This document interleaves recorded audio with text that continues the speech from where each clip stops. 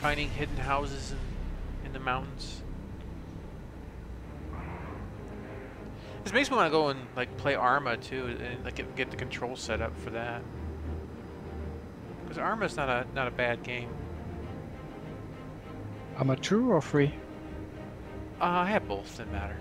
I think 2 in some ways is more refined because it's been around longer. 3 seems like it's more of a resource hog than it needs to be. Yeah, true. Performance already CPU heavy.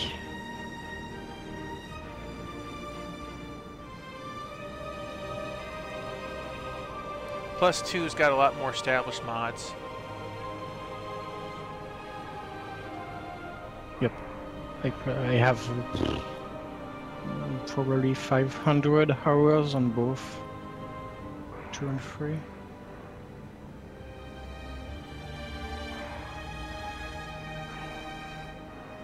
So I was hoping that the FPS combat in Star Citizen would be somewhere mixed between Arma and Rainbow Six.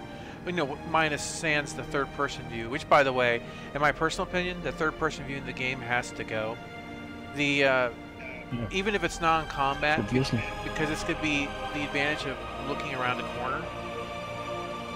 You know, just basically just coming up to it around a wall and just peeking around. Yeah, but in solo, yes, I really like it. It's great for me immersion. For example, for Ghost Recon, the last one, I really like the third-person views. The game is very beautiful. Immersion is great, but in PvP, nope. Just no way. Imagine if you had so nice graphics than on Star Citizen. Yeah. Or even War Thunder. War Thunder is so beautiful. That's why I want like the Hurston moons that have like the trees and stuff on it. And I don't know. To me, it's flying over the rocks is kind of boring. But it's not. I mean, it's not so much that, but maybe it's the frame rate issues and the disconnects, and it's just a lot of frustration that's there, and the bad flight model. Obviously, that's the biggest one right there. I never feel like I'm flying in Star Citizen. I've never once felt that way. It's always felt like I'm just moving to the next whatever. The camera.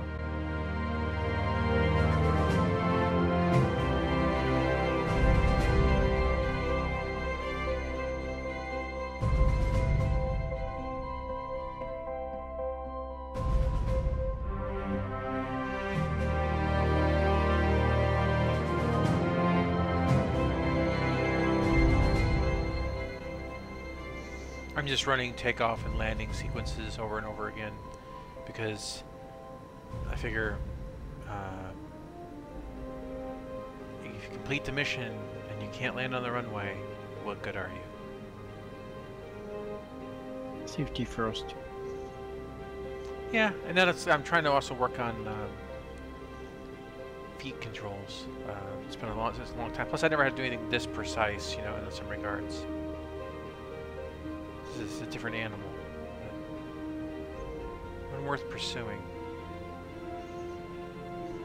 And I sit here and I'm thinking, I wish I could just log into Star Citizen and just do this and be entertained by it.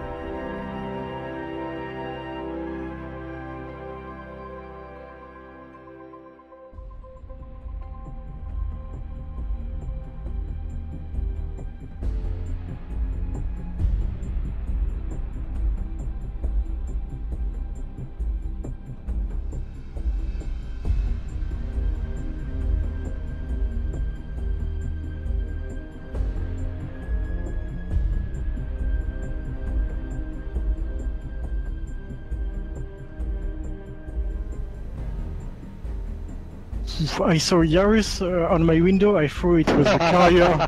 Whoa!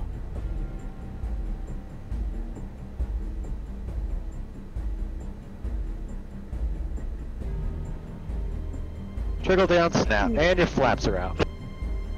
Yeah, climbing. Not okay?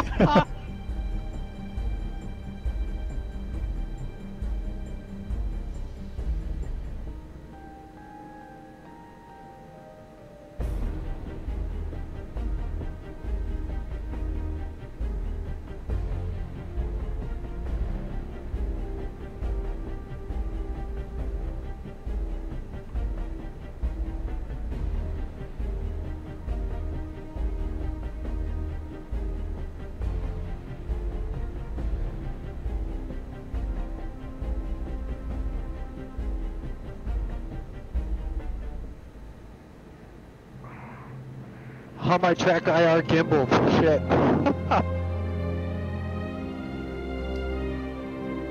I lost you. Ah, there you are. I like to do the loops real close to the ground because if your adversary fucks up his loop, he'll end up killing himself in the ocean.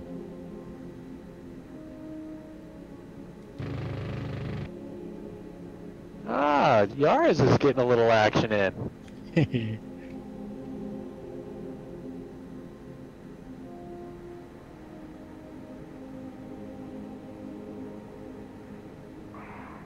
Okay, if you're gonna go vertical, keep pulling. Do a full loop and try and get me on your nose.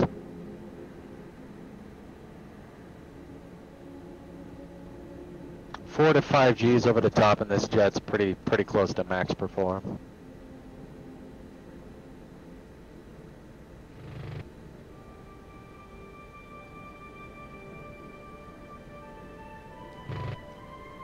Trigger down, snap. Yeah, that's a hit. Yeah, Yars is shooting all over the place. Well, I didn't know which... Yars is shooting me now, I think. No. We got within inches of each other, though. Let's get some No, ammo. we got within inches of each other, though. I think I'm out of ammo now. I didn't know which Pipper was the one I was... I guess it's the top one? Yeah, the very top one is the gun bore. Okay, see, I thought it was the one. Yeah. I thought it was the one below that. That's why I was missing so much. I was like, I was lining up the wrong damn one. Okay. Well. Yeah, that's the center line of the aircraft, I think. Oh, okay. Well, there you go. The more you know. I'm going for a land. Rearmor refill. Okay, good idea. Yeah, I'm gonna try and get in an airplane that the guns work. Oh, you can't fire the gun? No, I was never able to for some reason. Ah, it's a... Yeah, I guess you know, because I think I remember it's you... Yeah. There is 2 different triggers.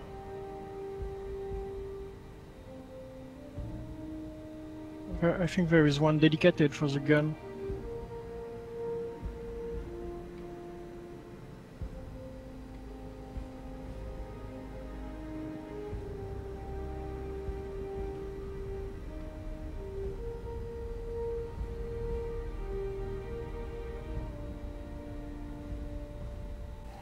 This is probably a massive mistake, but let's do it. Yeah. Go on, there you go, right above the fence. Alright, Hado, I'm gonna break left, and you break 2 minutes after me, okay? Or 2 seconds after me, so just count like Yeah, 1 2 potato, minutes 2 I potato. will be Yeah, it'd be, Sorry. you're gonna be like at the South Pole by then.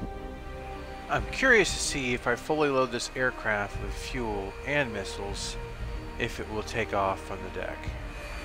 So we're gonna wait on the ground crew here to finish doing what they're doing. See if we plop directly into the ocean. Now the reason I'm taking the SU-33 out instead of the SU-27 is largely because I thought this might be a good plane to kind of bridge the gap between full simulation and the standard planes you get with, say, like the Flaming Cliffs 3, and still allow me to do practice on carrier landings while I work my way up to those planes. Those study level planes are very, very complex, and they're going to take time to learn. In the meantime, I'd like to participate in a lot more of the activities that everyone else is doing. Those people have been either real-life pilots, such like Lex, who's already, in real life flown the F-18, and those who've been playing games like DCS for much longer. I think this is day 15 or 16. I'll have to check my files, but I think I want to give a final assessment of, do I want DCS in space when I get to 30 days. Kind of compare the two games, and probably based on the simplest mode, this Flaming Cliffs, or the even the SU-25 that comes with the game when you download the free version. and compare that to the star system, because I feel that's a more fair assessment than, say, the training level modules. So I've been sitting here refueling and waiting for rearm for about 5 minutes. It does take a good amount of time, like I imagine it would in real life. They still haven't loaded the missiles, and the fuel gauge is slowly creeping up right there. It's the one in the center of your screen. It started off at about a 4, so it's still going up. Alright, let's give it a whirl. Now you can't take off from that position because it's too short. You have to actually move your plane back. I don't know why it starts you there, frankly. Make sure my flaps are down. There they are. You want to move back to at least behind that, where that yellow dotted line on the right ends. Probably shouldn't be driving over the over these things, the ropes for the hooks. I'll clip my wing on the on the tower. That'd be bad too. Gonna enable my toe brakes. Special boosters engaged. Let's see what happens.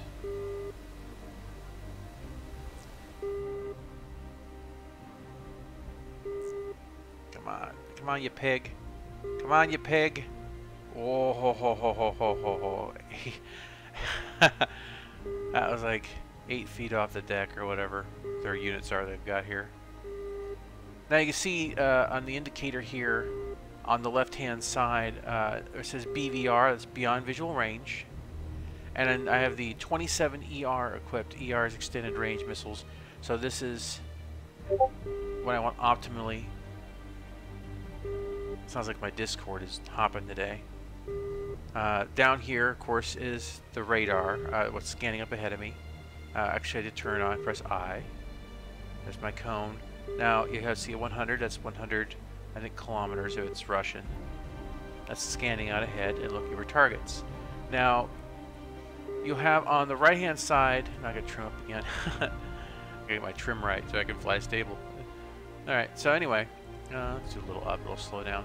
Okay. So on the right-hand side, you have this little line on the outside. On the bottom, you have this little line right in the middle on the bottom. Now what that is that's your I guess your azimuth, where your radar is pointing.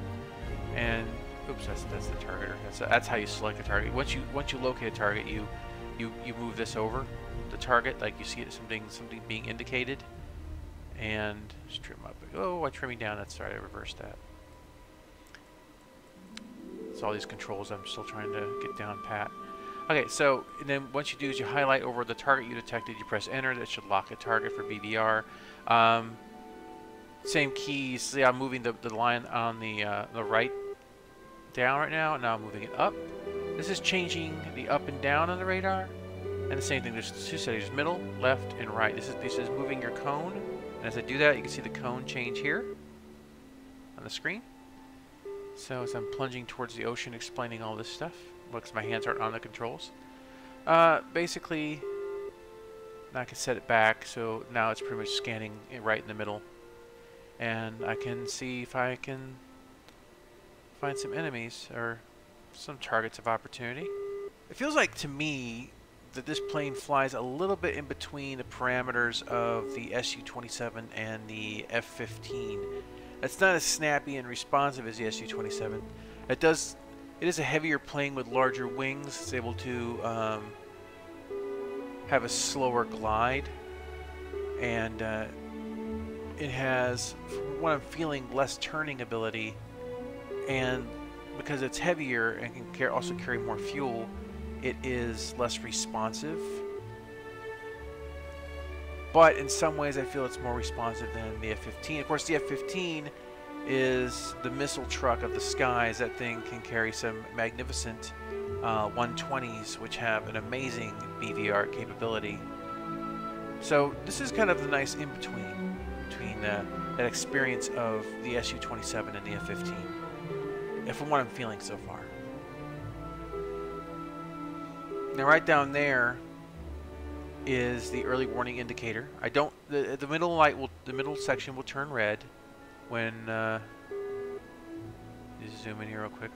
The middle section will turn red when there is a lock, and the lights kind of indicate the direction. So roughly, it's coming from like 80 degrees to my right, give or take. So if I do get a lock and something says it's incoming, I would know that I would need to adjust my angle a bit. Get this zoomed in too much, I can't see what I'm doing. There we go. Whoa, that's way too far back. Still. That's a heck of a view. But yeah, I would have to adjust my my heading to perform notching. Alright, let's go ahead and contact my AWACS again. Focus 101. Alpha, check from Bull's picture. 101. Focus. Bullseye. 130. 450. Alright, 50 kilometers out from target, whatever that is. Now this kind of targeting right here, what I'm doing, you can actually use head.